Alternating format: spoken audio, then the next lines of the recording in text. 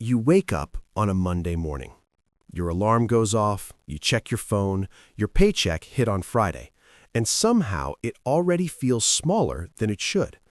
Rent is scheduled, credit card payment is pending, groceries went up again, gas isn't cheap, and you sit there thinking, I make decent money. Why does it still feel tight? You're not reckless, you're not lazy, you're not financially illiterate. So what's going on? Today, I want to talk about something that doesn't get explained clearly enough: the salary trap. And no, this isn't some conspiracy theory, it's not dramatic, it's not evil masterminds behind the curtain. It's something much quieter than that, and that's exactly why it works.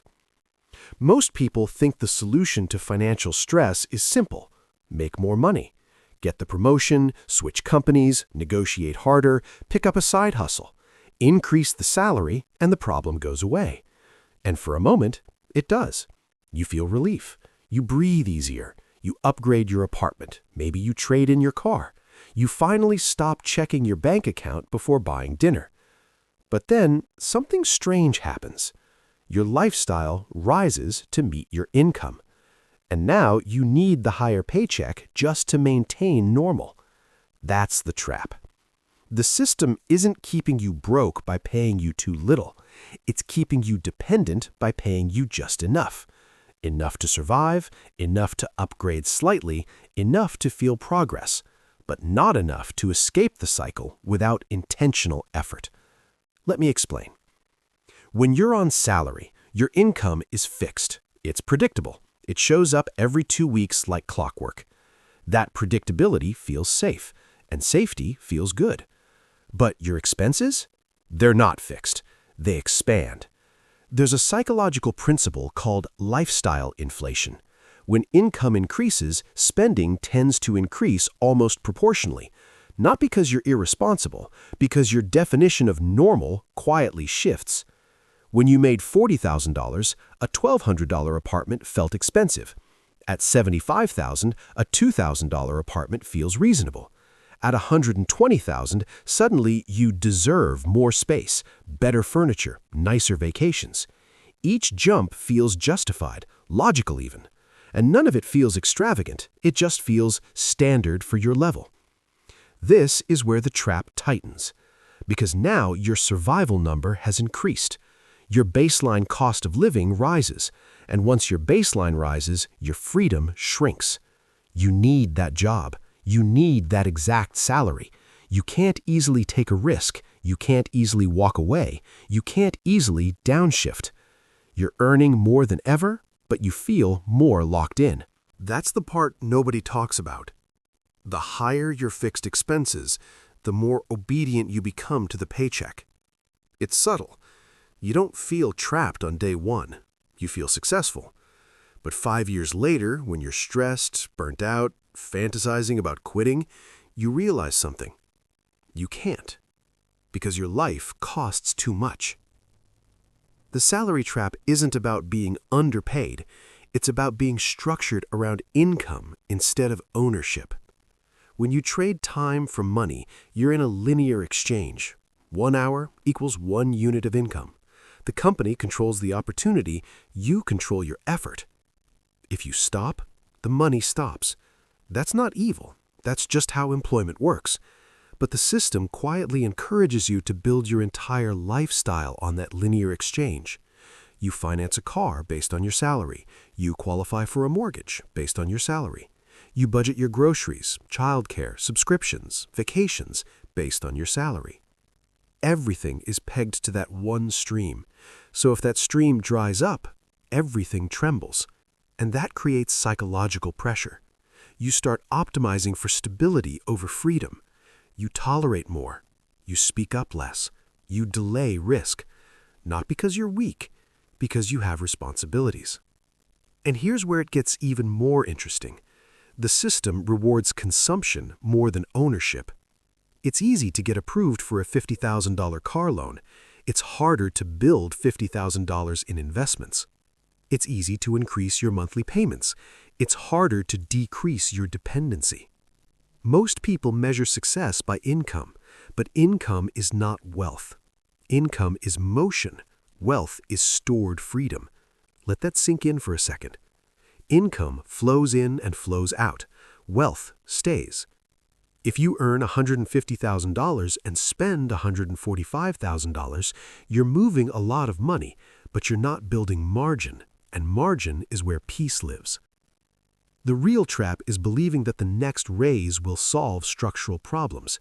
It rarely does, because if your habits don't change, the structure simply scales up. I've seen this play out over and over. Someone goes from $60,000 to $100,000 and feels on top of the world.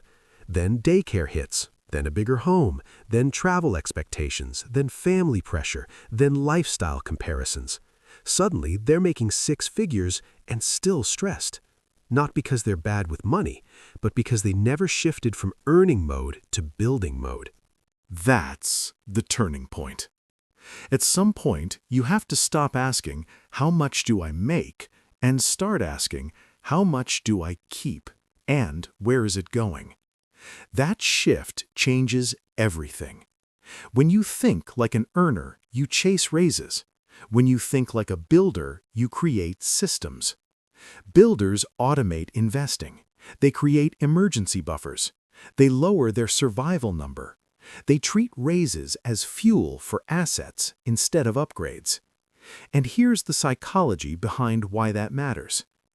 When your monthly expenses are lower than your capacity to earn, you feel powerful. When your expenses match your income exactly, you feel anxious. It's not about the dollar amount, it's about the gap. The gap between what you need and what you earn is freedom. Imagine you need $4,000 a month to live comfortably, but you earn $7,000. That $3,000 gap gives you options. Now imagine you earn $10,000, but you need $9,500 to maintain your lifestyle. You technically earn more, but you feel tighter because your margin is thin. The system doesn't teach margin, it teaches upgrades. And upgrades feel good. They're visible, they're social, they signal progress. Margin is quiet. No one compliments your emergency fund. No one sees your index fund contributions. No one applauds when you choose the smaller house to keep flexibility. But that's where the real power sits, in quiet, unsexy decisions that reduce dependency. This doesn't mean you shouldn't earn more. You absolutely should increase your skills and income. But income alone is not the escape plan. Ownership is. Ownership of assets, ownership of your time, ownership of lower fixed costs, ownership of choices. And you don't need extreme moves to start. You don't need to quit your job. You don't need to live in a van. You don't need to grind 16 hours a day. You start by creating breathing room. Build an emergency fund that covers a few months of expenses. Not because it's trendy, but because it changes how you walk into work. It changes your posture. You negotiate differently when you're not desperate. Start investing consistently, even if it's boring index funds. Compound interest isn't flashy, but it's powerful precisely because it's slow and consistent. Reduce recurring expenses that don't add proportional joy. Not all of them, just the ones you barely notice but always pay. Be cautious about permanent upgrades after temporary raises. And, most importantly, measure your progress by optionality, not lifestyle. Ask yourself a simple question once in a while. If I lost my job tomorrow, how long could I think clearly instead of panic? That answer tells you more than your salary ever will. The salary trap thrives on autopilot. Wake up, work, spend, repeat. But once you see it, you can't unsee it. You realize that the goal was never just a higher number on a paycheck. It was stability. It was peace. It was freedom from constant background stress. And ironically, those things come more from margin than magnitude. I'm not saying the system is designed to crush you. Most companies simply need labor in exchange for pay. That's not sinister, it's structure. But the structure benefits when you stay dependent on the next paycheck. Your job is to quietly reduce that dependency over time, little by little. So one day, you don't feel trapped by your salary. You feel supported by it. There's a difference. Supported means it funds your investments, your safety net, your future. Trapped means it funds your obligations and nothing else. And the line between those two isn't your income bracket, it's your design. 10 years from now, you probably won't remember the exact number you were making at 28 or 35 or 42, but you will remember whether you felt in control or constantly stretched. The salary trap isn't about being broke, it's about building a life that costs so much you can't afford to change it.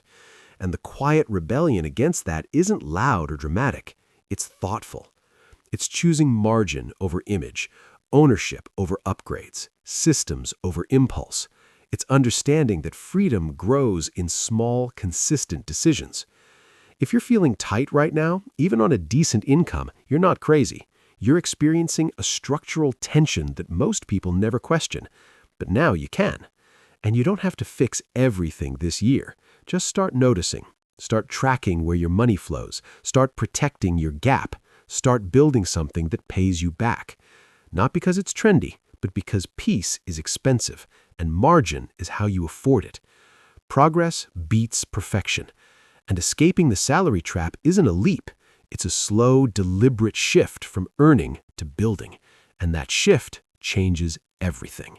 If this video resonated with you, the next one goes even deeper. Click the video on your screen now. You don't want to miss it.